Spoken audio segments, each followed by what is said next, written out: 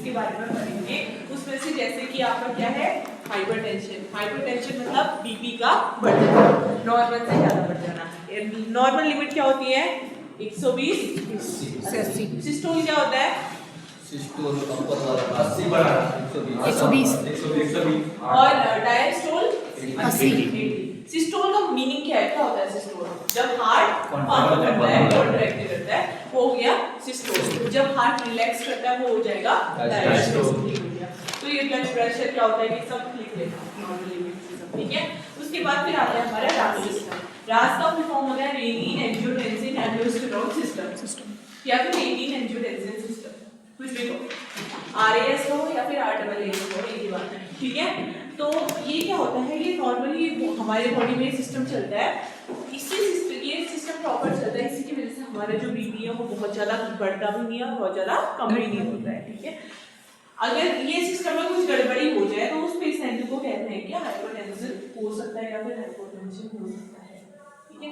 अगर ये सिस्टम ना चले तो पेशेंट में चांसेस रहते हैं कि उसको हाइपोटेंशन हो गया, और अगर ये इम्प्रॉपर हो गया, गलत चल गया या फिर सही से नहीं हो रहा है किसी के पेशेंट के अंदर, तो उसको हाइपरटेंशन हो जाता है। तो ये बहुत ज़्यादा ज़रूरी सिस्टम है। अब इससे हम लोग देखेंगे कि होता क्या है ठीक है। तो सपोज एक एग्जांपल लेते हैं ठीक है। जैसे निखिल भाई है ठीक है, अब उसको डोनेशन का बहुत शौक है तो वो ब्लड डोनेट करने के लिए चले गया ठीक है। वो कहाँ गया? ब्लड डोनेशन कैंप में चले गया और उसने अपना कुछ खून दान कर दिया ठीक है। ब्लड डोनेट कर दिया तो उसके बॉडी में ब्लड की थोड़ी देर के लिए क्या हो गई? कमी हो गई ठीक है। और फिर आप लोगों ने ये सुना होगा कि जो ब्लड को डोनेट करता है उसकी बॉडी और ज़्यादा हेल्दी रहती है और तुरंत ही उसकी बॉडी में ब्लड बन जाता है। वो किस लिए होता है? वो इसी रास सिस्टम की वजह से होता है ठीक है। तो सपोज इसने ब्लड डोनेट किया, ब्लड डोनेट करने की वजह से क्या हो गया? इसके बॉडी में ब्लड का वॉल्यूम कम हो गया। कोई एक्सप्लेन करेगा इस सिस्टम को? Hello CVS cardiovascular system. Cardiovascular system में रास सिस्टम,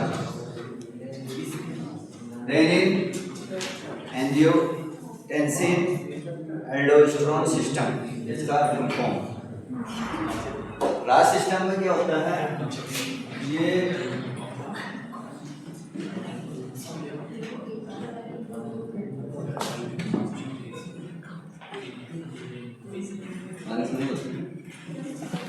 एंजियोटेंसिनोजन तक समझ पाए, और यहाँ पे जीजे सेल्स होती हैं किडनी के ऊपर। किडनी में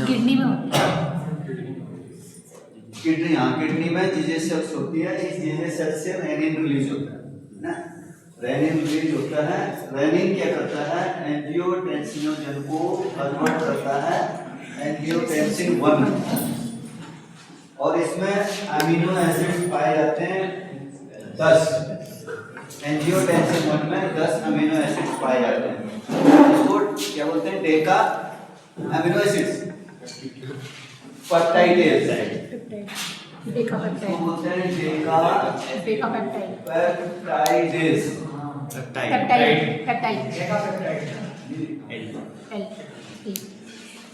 ये हो गया डेका पेप्टाइड, 10 अमीनो एसिड्स। और एंजियोटेंसिन 1 कन्वर्ट होता है एंजियोटेंसिन 2 में ACE की प्रेजेंस में। ACE का फुल फॉर्म है एंजियोटेंसिन कन्वर्टिंग एंजाइम ठीक है। और जब इस एंजियोटेंसिन 2 में 8 अमीनो एसिड्स होते हैं, इसको कहा जाता है ऑक्टेपेप्टाइड।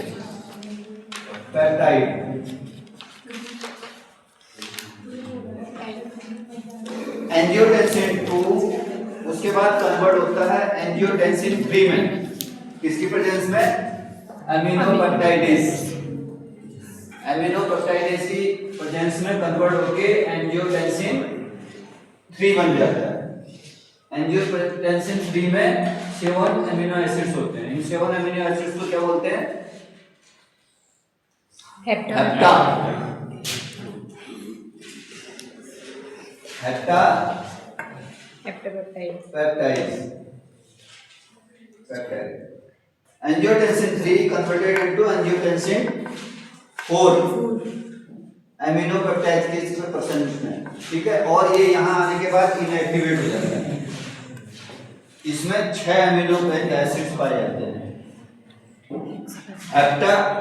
Hexa amino acid, hexa peptide जिसको बोलते हैं हेक्सा पेप्टाइड।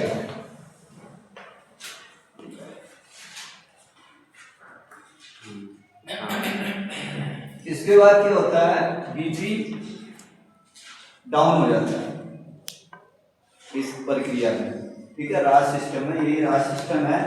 और आगे का अभी ये एंजियोटेंसिन 5 बताया हुआ है, जिसमें वासोकंस्ट्रिक्ट हो जाता है, बीपी इंक्रीज हो जाता है, सॉल्ट और वाटर का रिटेंशन हो जाता है। रिटेंशन होने की वजह से क्या होगा, अगर पानी कहीं पर रुक जाएगा तो जैसे शरीर में स्वेलिंग भी आ जाती है ना, पानी अगर शरीर के अंदर रिटेंस हो जाएगा तो स्वेलिंग आएगी, उसकी वजह से भी बीपी बढ़ेगा और एल्डोस्टेरोन रिलीज होगा। अल्टीमेटली बीपी बढ़ेगा और ब्लड वॉल्यूम भी बढ़ेगा, क्योंकि अगर ब्लड वॉल्यूम क्या, फ्लूइड की वजह से भी ब्लड वॉल्यूम बढ़ेगा। तो शरीर के अंदर अगर फ्लूइड बढ़ गया तो वो ब्लड वॉल्यूम को इंक्रीज करेगा। ब्लड वॉल्यूम इंक्रीज होगा तो उसकी वजह से भी ब्लड प्रेशर बढ़ेगा। ये एक राज सिस्टम है। Thank you. बॉडी से थोड़ा सा ब्लड बाहर निकल गया, अब उसकी बॉडी में ब्लड की कमी हो गई है, ठीक है। तो अब क्या होगा, ये वाला सिस्टम एक्टिवेट होगा। इस सिस्टम में क्या हो रहा है, देखो जो प्लाज्मा होता है ना, हमारा जो ब्लड प्लाज्मा होता है, उस प्लाज्मा के अंदर अलग अलग प्रोटीन होते हैं, प्लाज्मा प्रोटीन जिसको कहते हैं। उनमें से एक प्लाज्मा प्रोटीन है कौन, एंजियोटेंसिनोजन, ठीक है। एंजियोटेंसिनोजन क्या है, ये प्लाज्मा प्रोटीन है। नॉर्मली लीवर से आता है, ठीक है, नॉर्मली लीवर से आता है, बट नॉर्मली हमारे प्लाज्मा में प्रेजेंट है। अब क्या होगा, जैसे ही हमारी बॉडी सेंस करेगी कि ब्लड वॉल्यूम कम हो रहा है, ठीक है, हमारी बॉडी में जो ब्लड है वो कम हो रहा है, हमारा बीपी गिर रहा है, या फिर हमारी बॉडी में इलेक्ट्रोलाइट्स की कमी हो रही है, सॉल्ट्स की कमी हो रही है, तो तुरंत हमारी जो किडनी की सेल्स होती है, किडनी है, हमारी जो किडनी की जो सेल्स है, उन सेल्स का नाम है जेजी सेल, ठीक है। तो जेजी सेल तुरंत क्या करेंगी, रेनिन का रिलीज कर देंगे। रेनिन एक हार्मोन है, ठीक है, तो ये रेनिन को रिलीज कर देंगी। अब ये रेनिन आएगा, ये रेनिन क्या करेगा, जो ये प्लाज्मा प्रोटीन था ना एंजियोटेंसिनोजन, इसको क्या बना देगा, एंजियोटेंसिन 1, ठीक है। रेनिन आया कहाँ से, जेजी सेल से। जेजी सेल कहाँ थी, किडनी में। और वो क्यों एक्टिवेट हुई, क्योंकि हमारी बॉडी में ब्लड की कमी हो गई है, या फिर हमारा बीपी गिर गया है, या फिर हमारी बॉडी में सॉल्ट की कमी हो गई है, इलेक्ट्रोलाइट डिसबैलेंस हो गया, इस कारण से ये एक्टिवेट हुआ। इसने रेनिन छोड़ा और रेनिन ने एंजियोटेंसिनोजन को एंजियोटेंसिन 1 में कन्वर्ट किया, ठीक है। अब एंजियोटेंसिन 1 एंजियोटेंसिन 2 में कन्वर्ट हो जाए, ठीक है। 1 हमें नहीं चाहिए, 1 से कोई मतलब ही नहीं है, तो एंजियोटेंसिन 1 एंजियोटेंसिन 2 में कन्वर्ट हो जाएगा। किसकी प्रेजेंस में, एक एंजाइम आएगा आपका घूमता फिरता, कहां से, लंग से, ठीक है। जो आपके फेफड़े हैं, जो आपके लंग्स हैं, वहां से एक एंजाइम आएगा। उस एंजाइम का नाम है ACE, ठीक है। इसका नाम है एंजियोटेंसिन कन्वर्टिंग एंजाइम। कहां से आया, लंग से। इसने क्या किया, एंजियोटेंसिन 1 को एंजियोटेंसिन 2 बना दिया, ठीक है। अब जो ये एंजियोटेंसिन 2 है, इसी का मेन काम है, ये हमारे blood volume, BP, salt loss सबको मेंटेन करेगा। कैसे, ये एंजियोटेंसिन 2 बहुत खतरनाक आदमी है। ये निकलेगा, ये अपने रिसेप्टर के साथ बाइंड करेगा और क्या करेगा, सबसे पहले जो हमारे ब्लड वेसल्स हैं उनको कॉन्स्ट्रिक्ट करेगा। जैसे ही हमारी ब्लड वेसल्स पतली हो जाएंगी, कॉन्स्ट्रिक्ट हो जाएंगी, तो ब्लड प्रेशर बढ़ जाएगा। दूसरा, हमारी किडनी ने हमारी बॉडी से सॉल्ट, वाटर वगैरह को बाहर निकालने के लिए यूरिन के फॉर्म में छान दिया होगा, ठीक है। तो वो जो छना हुआ पानी है या फिर जो सॉल्ट है, उसको वापस से बॉडी में ले आएगा, ठीक है। अगर छना हुआ पानी जो किडनी से नेफ्रॉन में होगा, ठीक है, जो कि थोड़ी देर बाद यूरिन बनने वाला होगा, ये तुरंत एंजियोटेंसिन 2 क्या कर देगा, उस पानी को दोबारा से बॉडी में लेके आ जाएगा, तो हमारे बॉडी में क्या हो जाएगा, पानी की पूर्ति हो जाएगी, ठीक है, और या ब्लड वॉल्यूम जो है हमारा वो बढ़ जाएगा, ठीक है। तो इसने क्या किया, सॉल्ट और वाटर को वापस से रीएब्सॉर्ब कर दिया। दूसरा, अब ये तीसरा न्यूरॉन क्या करेगा, ये एल्डोस्टेरोन को रिलीज करेगा, ठीक है, एल्डोस्टेरोन का रिलीज कराएगा। एल्डोस्टेरोन क्या करता है, ये भी हमारी जो किडनी है वहां से सॉल्ट और वाटर का रीएब्सॉर्प्शन करता है, यही वाले काम को ये भी करता है, ठीक है। तो already salt and water reabsorption हो रहा था, एल्डोस्टेरोन ने और ज्यादा सॉल्ट और वाटर रीएब्सॉर्ब कर दिया। तो देखो बीपी बढ़ गया, ब्लड वॉल्यूम बढ़ गया, अल्टीमेटली हमारा क्या हो गया, ब्लड काम हो गया, ठीक है। अब उसी समय उसकी बॉडी में जो है ब्लड अच्छा हो जाएगा, ब्लड वॉल्यूम भी बढ़ जाएगा, ब्लड प्रेशर भी बढ़ जाएगा। अब बॉडी दोबारा से इंडिकेशन देगी किडनी को, ठीक है, जब ये कंडीशन आ जाएगी तो ये दोबारा से इंडिकेशन देगी किडनी को, किडनी सेल को, कि भाई अब रुक जा, अब मेरे अब इसके बॉडी में जो है ब्लड वगैरह सब नॉर्मल हो गया है, अब रेनिन का रिलीज मत कर, ठीक है। अगर रेनिन निकलते जाएगा तो क्या होगा, बीपी वगैरह बहुत ज्यादा बढ़ जाएगा। तो हमारी बॉडी का जो सिस्टम है ये स्मार्ट है, तो इसने क्या किया, डिटेक्ट कर लिया कि अब बॉडी में सब कुछ नॉर्मल हो गया है, तो इसने सिग्नल भेजा किसको, किडनी को, कि भाई अब रेनिन के रिलीज को रोक दे। अब क्या होगा, रेनिन का रिलीज रुक जाएगा और ये सारी प्रोसेस स्टॉप हो जाएगी। समझ आया, इजी सा है, कुछ नहीं है। एंजियोटेंसिनोजन से एंजियोटेंसिन 1, एंजियोटेंसिन 1 से एंजियोटेंसिन 2, एंजियोटेंसिन 2 वैसोकंस्ट्रिक्शन कर देगा, बीपी बढ़ा देगा, किडनी से सॉल्ट और वाटर को रीएब्सॉर्ब कर देगा, एल्डोस्टेरोन को निकाल देगा, एल्डोस्टेरोन सॉल्ट और वाटर को दोबारा से रीएब्सॉर्ब कर देगा, ब्लड वॉल्यूम बढ़ जाएगा, बीपी बढ़ जाएगा। इसके अलावा एक और चीज ध्यान में रखने वाली है, ये तो इलाज सिस्टम हो गया, उतना ही था, टाटा बाय बाय, ठीक है। एक्स्ट्रा जो नॉलेज हमें चाहिए वो क्या है, एंजियोटेंसिन के बारे में। एंजियोटेंसिनोजन क्या करता है, एंजियोटेंसिन 1 में कन्वर्ट होता है, एंजियोटेंसिन 1 एंजियोटेंसिन 2 में, 2 3 में, 3 4 में, 4 के बाद इनएक्टिव हो जाता है, उसके बाद फिर आगे नहीं बढ़ता, ठीक है। नॉर्मली ये बॉडी में क्या होता है, 1 2 3 और 4 के बाद इनएक्टिव फ्रेगमेंट्स बन जाएंगे उसमें, ठीक है। और ये जो एंजियोटेंसिनोजन है ये क्या है, प्रोटीन ही तो है, प्रोटीन है तो किससे बना होगा, अमीनो एसिड से, पेप्टाइड ही तो है ना ये। तो एग्जाम में अक्सर ये पूछ लेते हैं कि कितने पेप्टाइड्स हैं इसके अंदर, कितने अमीनो एसिड है, पूछ लेते हैं, ठीक है, एक्स्ट्रा। तो तुम क्या कर सकते हो, ऐसे लिख दो, एंजियोटेंसिन 1 है ना, इससे शुरुआत करो, इसमें 10 अमीनो एसिड है, फिर 8 9 कुछ होता ही नहीं है, फिर जो 2 वाला है उसमें 8 है, 3 वाला है उसमें 7 है, 4 वाला है उसमें 6 है। तो जो 10 अमीनो एसिड है उसको हम कहेंगे डेका, 10 को डेका पेप्टाइड, 8 वाले को ऑक्टा पेप्टाइड, 7 वाले को हेप्टा पेप्टाइड, 6 वाले को हेक्सा पेप्टाइड। बस इतना ही तो है ना सिस्टम, और क्या है, ठीक है। आ जाओ कोई आज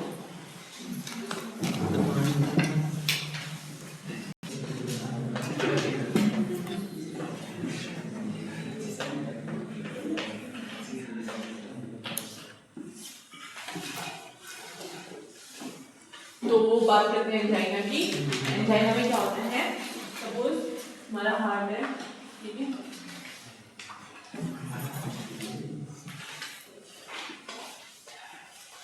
तो तुम्हारे हार्ट में तुमने एक चीज देखी होगी कि superior vena cava, inferior vena cava देखा था ना, ये तुम्हारे बॉडी से ऑक्सीजनेटेड ब्लड को हार्ट में लेके आते थे वेन्स, ठीक है। एक तो होता था वेन्स जो कि ब्लड को हार्ट में लेके जाता था छानने के लिए, एक होती है आर्टरी, जैसे आपकी एओर्टा थी, वो जो ऑक्सीजनेटेड ब्लड है उसको पूरी बॉडी में कोई प्रेस कर देती थी, क्या कहते हैं, पंप कर देती थी, ठीक है। तो उसी के थ्रू जाता था, वो हो गई आपकी आर्टरी, ठीक है। हार्ट में जो ब्लड लेके आई है वो है वेन, और हार्ट से जो ब्लड लेके जाएगी वो है तुम्हारी आर्टरी, ये सबको पता है। लेकिन इसके अलावा भी अब देखो, ये तो बाकी ऑर्गन्स के लिए हो गया, लेकिन हार्ट का क्या, ठीक है। तो जो हार्ट की सेल्स होती है, हार्ट की जो मसल्स होती है, उनको भी तो ब्लड चाहिए, ब्लड ही तो ऑक्सीजन लेके आएगा, ब्लड ही तो न्यूट्रिशन लेके आएगा, ठीक है। अगर हार्ट में ब्लड नहीं आया हार्ट के लिए तो हार्ट की सेल्स मर जाएंगी, ऐसे ही तो होता है। तो suppose this is your heart, ठीक है, और तुम्हारे हार्ट में एक आर्टरी आ रही है जो कि ब्लड को लेके आ रही है, ठीक है। उस आर्टरी का नाम है क्या? Coronary artery. ठीक है, कोरोनरी आर्टरी तुम्हारे हार्ट में ब्लड लेके आ रही है। ठीक है, अब जो है हार्ट की सेल्स है, ठीक है, हार्ट में जो ये सेल्स हैं, इस सेल्स में इस कोरोनरी आर्टरी से क्या आ रहा है? ब्लड आ रहा है। ठीक है, ब्लड आ रहा है और ये ब्लड तुम्हारा हार्ट में जा रहा है और इस ब्लड में जो ऑक्सीजन है वो हमारे सेल्स को उसने जिंदा रखा है। ठीक है, न्यूट्रिशन मिल रहा है सेल्स को और हमारा हार्ट हेल्दी है। लेकिन अगर क्या हो, ठीक है, अगर कुछ ऐसा हो कि ये जो कोरोनरी आर्टरी है ना, इसमें फैट जम जाए किनारे किनारे में, ठीक है, ऐसे करके फैट जम जाए, ये कोलेस्ट्रॉल जम जाए, तो क्या होगा? आर्टरी पतली हो जाएगी। तो अगर आर्टरी पतली हो गई तो कम ब्लड अंदर जाएगा और कम ब्लड अगर हार्ट में गया तो हार्ट की जो सेल्स हैं इनमें ऑक्सीजन की कमी हो जाएगी, जिसकी वजह से ये सेल्स मरने लग जाएंगी। ठीक है, कैसे हुआ? जैसे कोई पेशेंट है, उसका कोलेस्ट्रॉल बढ़ा हुआ है, बॉडी में एलडीएल एसडीएल तो अच्छा कोलेस्ट्रॉल होता है, एलडीएल हो गया, वीएलडीएल वगैरह हो गया, ट्राइग्लिसराइड्स वगैरह हो गए, ये अगर बढ़ जाते हैं तो ये क्या करेंगे? कोरोनरी आर्टरी में किनारे किनारे पे जमा होने लग जाता है, डिपॉजिट होने लग जाता है। ठीक है, और इसकी वजह से कोरोनरी आर्टरी पतली हो जाती है। अगर आर्टरी पतली हो गई तो कम ब्लड इसके अंदर आएगा, कम ब्लड आएगा तो जो हार्ट की सेल है उनको प्रॉपर ब्लड नहीं मिलेगा, जिसकी वजह से सेल्स में ऑक्सीजन की कमी हो जाएगी और सेल्स मरने लगेंगी। ठीक है, तो इसको कहते हैं इस्चीमिया। कार्डियक मतलब हार्ट, इस्चीमिया। ठीक है, तो कार्डियक इस्चीमिया या फिर इसी को हम लोग कहते हैं एंजाइना। ठीक है, और अगर लंबे टाइम तक भी हम लोगों ने कोलेस्ट्रॉल, अगर उस पेशेंट ने कोलेस्ट्रॉल कम करने वाली दवाई नहीं खाई, ठीक है, और वही जंक फूड और बाकी ये ऑयल वगैरह खाते रहा, तो फिर क्या होगा? धीरे धीरे ये जो सेल्स हैं, ये जो मरने लगी थी, ये पूरी सेल्स मरने लगेंगी और ये काइंड ऑफ सड़ जाएंगे सेल्स। ठीक है, मायोकार्डियम जो भी हो सड़ जाएगी, यानी उसमें नेक्रोसिस हो जाएगा खतरनाक वाला।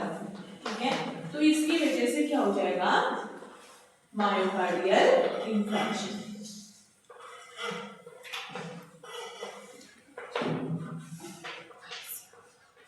और अल्टीमेटली हार्ट अटैक, इसको कहते हैं हार्ट अटैक और पेशेंट की डेथ। ठीक है, जब एंजाइना बिगड़ गया, एंजाइना में क्या होता है? पेन होता है, किसी किसी को तो पेन होता है लेकिन किसी किसी को पेन भी नहीं होता है, तो अचानक से उसको हार्ट अटैक आ जाता है, लेकिन उसको कब से एंजाइना हो रहा होगा। ठीक है, तो जब सेल्स हल्की फुल्की मरने लगती है, इस्चीमिया होने लगता है, वो हो गया एंजाइना। उस कंडीशन को अगर जैसे पेन होगा तो पेन कहाँ होगा? हार्ट होता है लेफ्ट साइड में, हार्ट के ऊपर जो ये इधर पर कोई जो शोल्डर वाला एरिया होता है, आर्म्स वाला एरिया होता है, ये एरिया भी पूरा दर्द करने लगता है। ठीक है, तो ये एंजाइना का पेन होता है। यानी ये पेन का मतलब है कि जो आपके हार्ट है उसको प्रॉपर ब्लड नहीं पहुंचना है। ठीक है, किसी ने अगर इस पेन को इग्नोर किया, ठीक है, या फिर लंबे टाइम तक अपना जो कोलेस्ट्रॉल वगैरह है उसके लिए हेल्दी डाइट्स नहीं ली, मेडिसिन नहीं ली, तो फिर क्या होगा? वो जो सेल्स है वो बहुत ज्यादा डेड होने लग जाएंगी, बहुत ज्यादा मरने लग जाएंगी, जिस कंडीशन को नेक्रोसिस कहते हैं। और अल्टीमेटली उसकी मायोकार्डियम में उसकी मोस्टली सेल्स मर जाएंगी और उसके बाद उसको जो कंडीशन होगी उसको कहते हैं मायोकार्डियल इंफ्रैक्शन और अल्टीमेटली हार्ट अटैक से पेशेंट की डेथ हो जाएगी। ठीक है, ये हो गई एक कंडीशन। और क्या क्या हो सकता है? और जो कोरोनरी आर्टरी में जो फैट डिपोजिशन हुआ है ना, इसको हम लोग कहते हैं, क्या कहते हैं बताओ? Coronary atherosclerosis. ठीक है, कोरोनरी एथेरो जो फैट डिपोजिशन हुआ है उसको एथेरोस्क्लेरोसिस कहते हैं।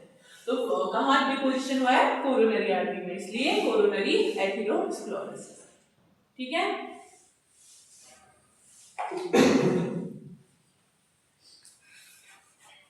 अगली कंडीशन और क्या हो सकता है?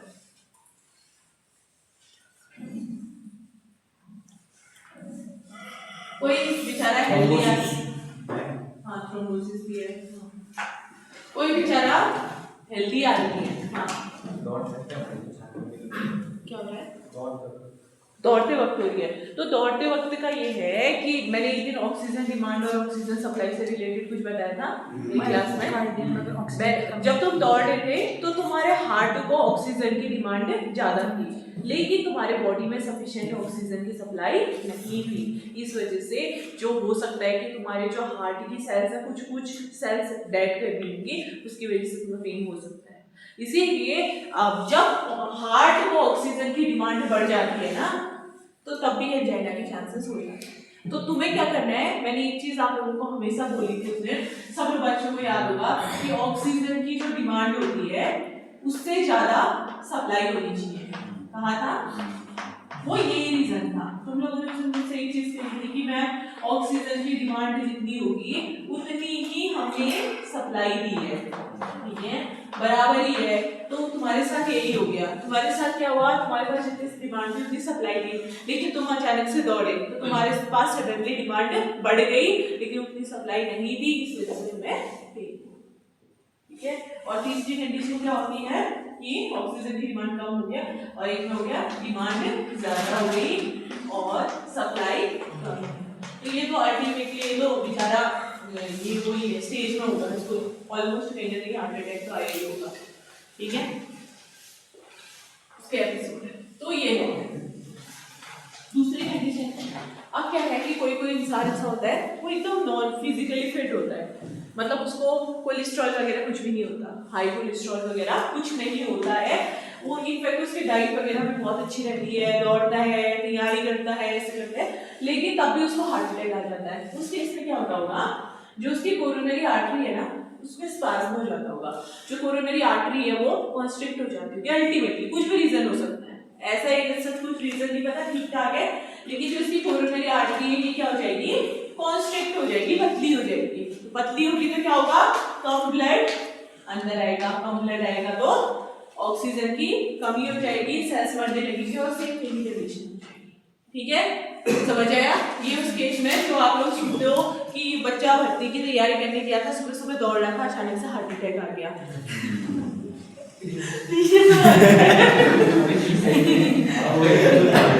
फौजी के हाथ से दौड़ने दी। और दूसरा कि कोई जिम कर रहा है, जिम करते करते अचानक से हार्ट अटैक आ गया, ठीक है, एकदम ठीक है, नॉर्मल है, सब कुछ जैसे है, उसने कल ही डॉक्टर के पास गया था, उसकी रिपोर्ट्स वगैरह सब नॉर्मल है, लेकिन तब भी हार्ट अटैक आ गया। तो उसमें ये कंडीशन हो सकती है, यानी उसकी कोरोनरी में स्पाज्म हो सकता है, उसकी जो कोरोनरी आर्टरी है वो कॉन्स्ट्रिक्ट हो सकती है। इस कंडीशन को हम लोग कहते हैं कोरोनरी स्पाज्म, ठीक है। तो स्पाज्म हुआ, कम ब्लड हार्ट में गया, जिसकी वजह से सेल्स को प्रॉपर ऑक्सीजन नहीं मिला, सेल्स मरना स्टार्ट कर दी, शीमिया हो गया, एंजाइना। उसके बाद फिर धीरे धीरे और ऑक्सीजन नहीं मिला, उसने ध्यान नहीं दिया, और उसके बाद उसकी नेक्रोसिस हो गई, मायोकार्डियल इन्फेक्शन हो गया, हार्ट अटैक आ गया, पेशेंट मर गया। दूसरी कंडीशन हो सकती है। तीसरी कंडीशन क्या होगी बताओ, थ्रोम्बाई जानते हो,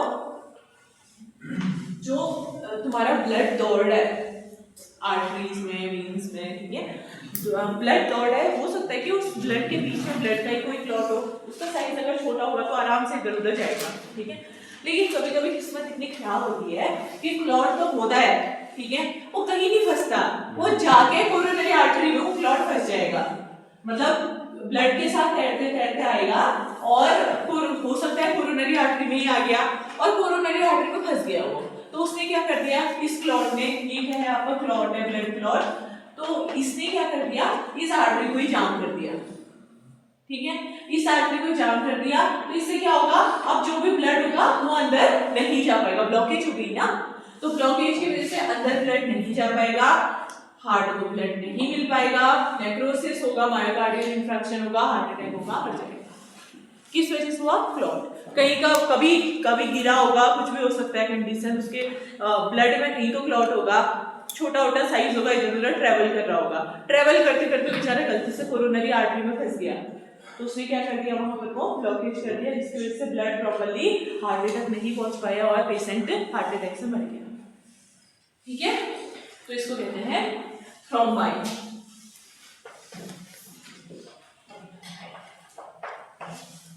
इसके बाद अगली और कंडीशन क्या हो सकती है बताओ, प्लेटिलेट डिपोजिशन ये भी हो सकता है।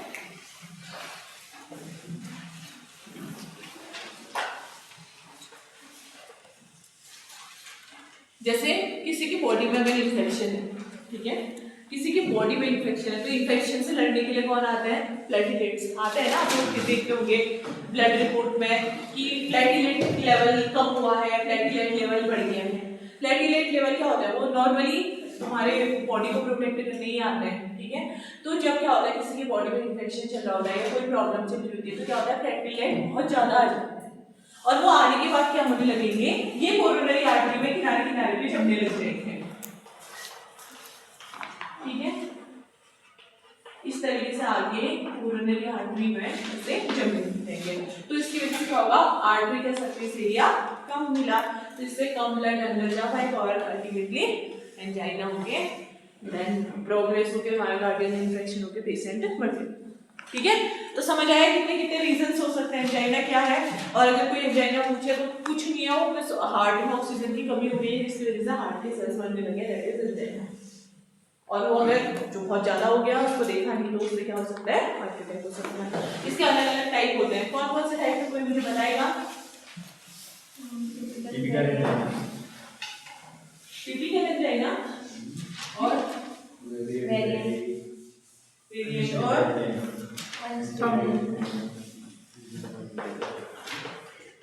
टिपिकल हो गया, वेरिएंट हो गया, अनस्टेबल।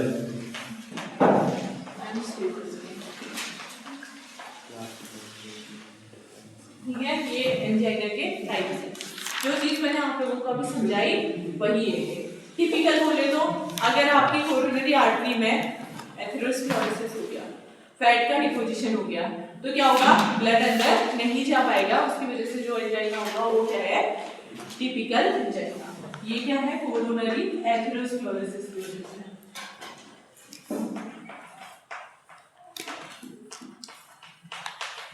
ठीक है, इसकी वजह से हो गया। और एथेरोस्क्लेरोसिस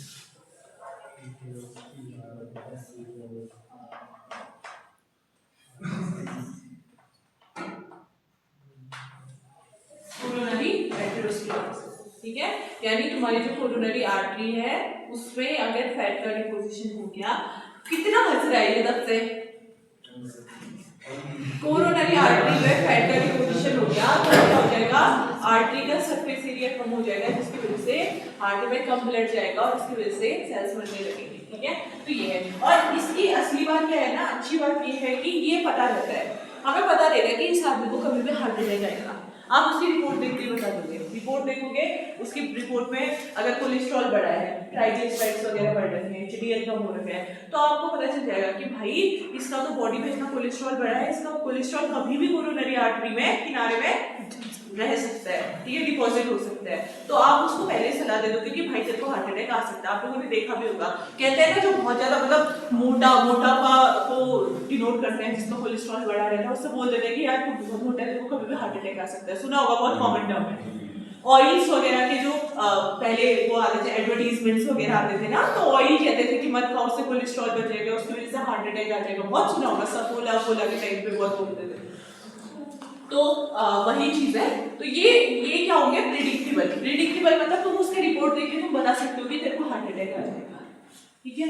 तो ये हो गया आपके ठीक है। और ये नॉर्मली क्या होता है ना कि जैसे अगर ये कोई फिजिकल वर्क वगैरह करते हैं, अगर जिम वगैरह में फिजिकल एक्सरसाइज कर ले तो तब ये एंजाइना आने के ज्यादा चांसेस रहते हैं।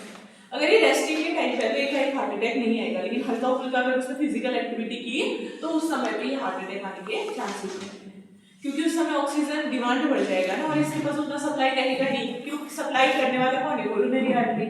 अब उसी में फैट है तो अब वो बेचारा उतना सप्लाई कर ही नहीं पाएगा, तो जब एक्सरसाइज करेगा या जब ऑक्सीजन की डिमांड बढ़ेगी तो इसमें चांसेस है कि इसको एंजाइना का अटैक आ सकता है, ठीक है। दूसरा है आपका वेरिएंट वाला, ठीक है।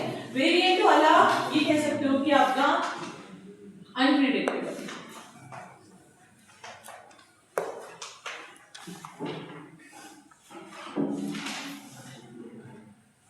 ठीक है, स्पेलिंग सही करना। अनप्रिडिक्टेबल, अनप्रिडिक्टेबल मतलब पता नहीं है, जैसे वो फौजी वाला एग्जांपल दे रही थी मैं, जिम वाला एग्जांपल दे रही थी, ठीक है, एकदम नॉर्मल होगा, आप उसकी रिपोर्ट देखोगे एकदम परफेक्ट रिपोर्ट होगी, पूरे प्रोफाइल्स, लिपिड प्रोफाइल वगैरह सब देखना, सब नॉर्मल होगा, कुछ नहीं मिलेगा आपको गड़बड़। लेकिन उनके साथ क्या हो जाता है कि उनकी किस्मत खराब हो जाती है। उनके साथ क्या होता है कि उनकी जो कोरोनरी आर्टरी है ना, उस पे स्पाज्म आ जाता है, ठीक है, तो कोरोनरी आर्टरी पे स्पाज्म आ जाएगा, तो इसकी वजह से उनकी डेथ हो जाती है। और ये स्पाज्म भी हो सकता है मेन एक्सरसाइज वगैरह के टाइप के, जब ऑक्सीजन डिमांड बढ़ेगा तभी ये एंजाइना करता है, गाने के चांसेस रहते हैं। तो ये किसका रीजन है? नॉर्मली कोरोनरी स्पाज्म, ठीक है। अब जो तीसरा वाला है अनस्टेबल, ये इसको तो कोई भगवान का वो भी नहीं बचा सकता है।